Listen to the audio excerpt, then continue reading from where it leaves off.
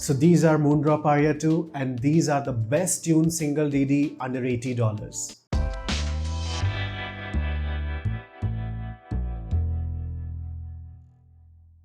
Aria had been undisputed for past some years under $80 segment.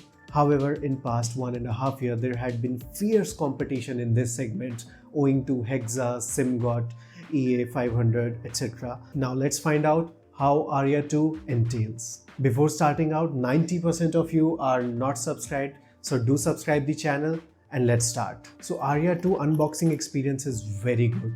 It comes with IEM, a very good quality cable, this carrying case which is hard, maintains its shape, and additionally a very disappointing tips. So these are fairly easy to drive. Additionally, you get 4.4mm driver as well.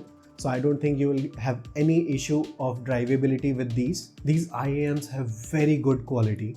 The chassis seem to be similar to previous Aria.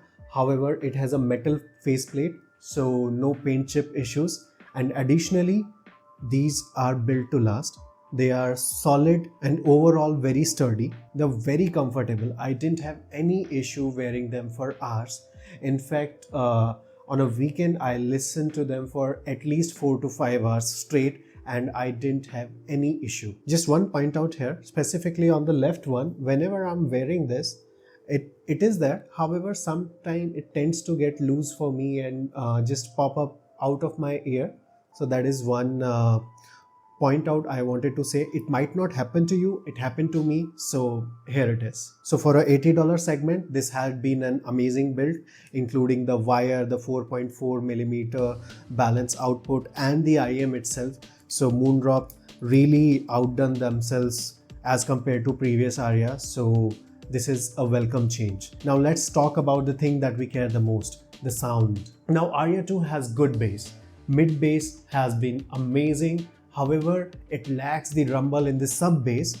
Overall, I found the bass profile had been very satisfying. For example, if I talk about Snova Snovas by Skentech, if you listen to that track, the heartbeat in the track are pure bliss to listen to. They hit you, you are able to feel them. Additionally, the bass at 2 minutes 44 seconds is just pure and hitting.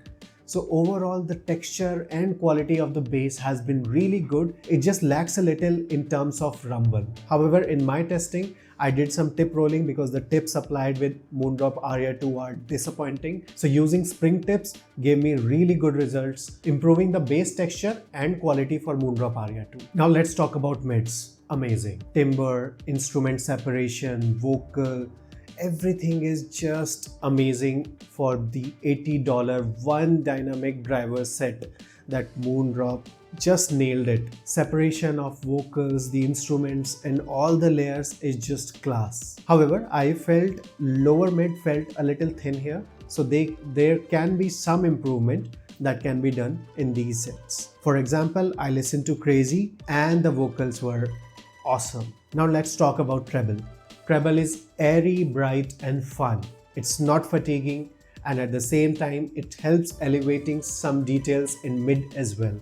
So overall, a very good, well-balanced treble. So while I was listening to them, the whole set reminded me of a different set, that is Kato. And when I looked at the graph, they are ditto. There had been a slight dip in the treble that makes sense. That's why Kato was able to give a little bit more details as compared to the Aria 2. However, overall, very close tuning, very close performance, and they both are really intimate sets to listen to.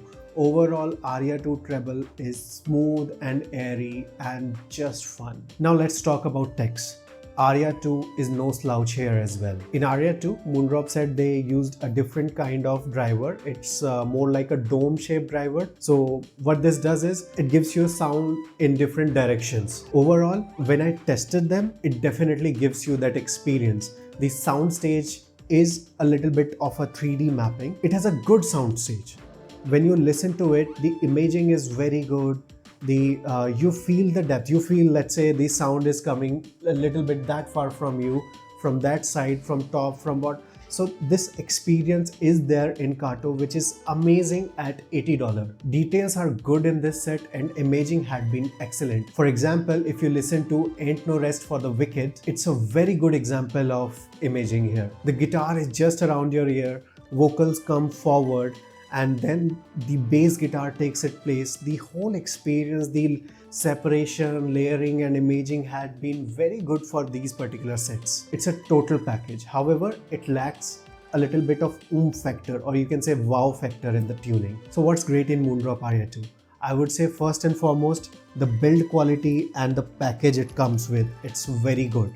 And additionally, the tuning.